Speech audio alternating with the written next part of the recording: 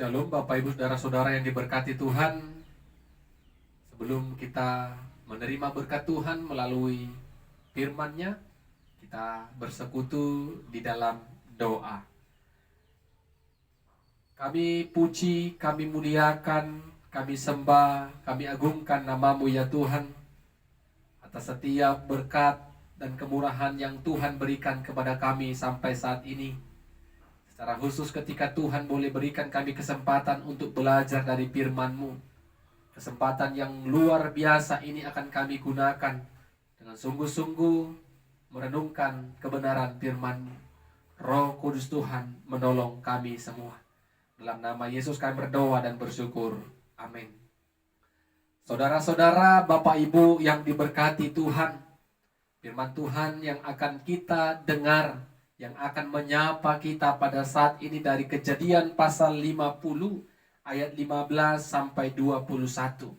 Kejadian 50 ayat 15 sampai 21. Kami akan bacakan firman Tuhan bagi kita. Demikianlah firman-Nya. Ketika saudara-saudara Yusuf melihat bahwa ayah mereka telah mati, berkatalah mereka, boleh jadi Yusuf akan mendendam kita dan membalaskan sepenuhnya kepada kita segala kejahatan yang telah kita lakukan kepadanya. Sebab itu mereka menyuruh menyampaikan pesan ini kepada Yusuf. Sebelum ayahmu mati, ia telah berpesan, beginilah harus kamu katakan kepada Yusuf, ampunilah kiranya kesalahan saudara-saudara dan dosa mereka, sebab mereka telah berbuat jahat kepadamu. Maka sekarang ampunilah kiranya kesalahan yang dibuat hamba-hamba Allah ayahmu. Lalu menangislah Yusuf ketika orang berkata demikian kepadanya. Juga saudara-saudaranya datang sendiri dan sujud di depannya serta berkata, kami datang untuk menjadi budak. Tapi Yusuf berkata kepada mereka, janganlah takut sebab aku ini pengganti Allah. Memang kamu telah mereka-rekakan yang jahat terhadap aku, tetapi Allah telah mereka-rekakannya untuk kebaikan, dengan maksud melakukan seperti yang terjadi sekarang ini, yakni memelihara hidup suatu bangsa yang besar. Jadi janganlah takut, aku akan menanggung makananmu dan makan anak-anakmu juga. Demikianlah ia menghiburkan mereka dan menenangkan hati mereka dengan perkataannya. Amin. Saudara-saudara, Bapak Ibu yang diberkati oleh Tuhan, tema firman Tuhan bagi kita pada saat ini, kasih tidak pendendam. Kasih tidak pendendam. Saudara-saudara yang diberkati Tuhan, sering kita mendengarkan pernyataan atau perkataan orang, kejahatan harus dibalas dengan kejahatan. Perkataan ini adalah perkataan yang tidak berdasarkan kebenaran firman Tuhan. Walaupun orang percaya juga sering mengatakan hal demikian. Kejahatan harus dibalas dengan kejahatan. Tapi pada dasarnya perkataan ini adalah tidak sesuai dengan firman Tuhan. Perkataan ini hanya diucapkan oleh orang-orang yang tingkat emosionalnya sangatlah tinggi. Emosi yang tinggi membuat manusia itu hidup di dalam keberdosaan. Bapak Ibu saudara-saudara yang diberkati Tuhan, melalui firman Tuhan saat ini kita belajar bagaimana kasih yang nyata, kasih yang harus kita praktikkan di dalam kehidupan orang percaya di dalam sehari-hari. Kita melihat, mendengar bagaimana kisah Yusuf. Ketika ayah Yusuf mati dan ada ketakutan di dalam kehidupan saudara-saudara Yusuf. Apa ketakutannya? Mereka takut kalau Yusuf akan balas dendam atas kejahatan yang mereka lakukan kepada Yusuf. Karena apa? Karena Yusuf dijual ke tanah Mesir. Itu kejahatan yang sangat jahat yang pernah dilakukan oleh saudara-saudara Yusuf. Maka mereka katakan, Yusuf nanti balas dendam. Yusuf akan membalaskan kejahatan yang kita lakukan. Tetapi apa yang mereka takutkan, apa yang mereka cemaskan tidaklah benar dan sungguh terjadi. Bapak Ibu saudara-saudara, ketika mereka datang sujud menyembah kepada Yusuf, jadikanlah kami budakmu. Apakah Yusuf sungguh-sungguh menjadikan mereka budak? Apakah sungguh-sungguh Yusuf membalaskan kejahatan yang mereka pernah lakukan kepada dirinya? Apa kata Yusuf, Bapak Ibu saudara-saudara? Memang kamu mereka-rekakan yang tidak baik dalam kehidupanku. Tapi sesungguhnya Allah mereka-rekakan yang baik dalam hidupku. Jadi Bapak Ibu saudara-saudara, mungkin hal yang buruk yang dipikirkan oleh saudara-saudara Yusuf ketika Yusuf dijual. Tetapi ketika Yusuf sudah berada di Mesir, lihat Allah merancang Yusuf begitu sangat indah dan baik.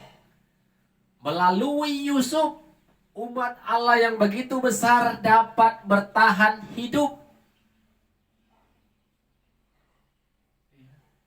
Ketika kelaparan tiba, Yusuf hadir untuk tetap membuat umat Allah, bangsa yang besar itu, tetap hidup. Oleh karena